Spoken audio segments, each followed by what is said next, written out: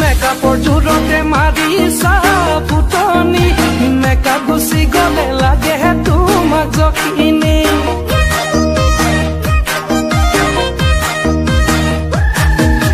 গাঁৱলৈ আহিবা এবাৰ ভনীতি আমাৰ গাঁৱৰ ছোৱালী মেকআপ নকৰিলেও এনেহে জানা শুৱনি গাঁৱতে বোকা পানী গছকি ধূলি বালি গাঁৱতে বোকা পানী গছকি ধূলি বালি পাৰিবা জানো বোৱাৰী হ'ব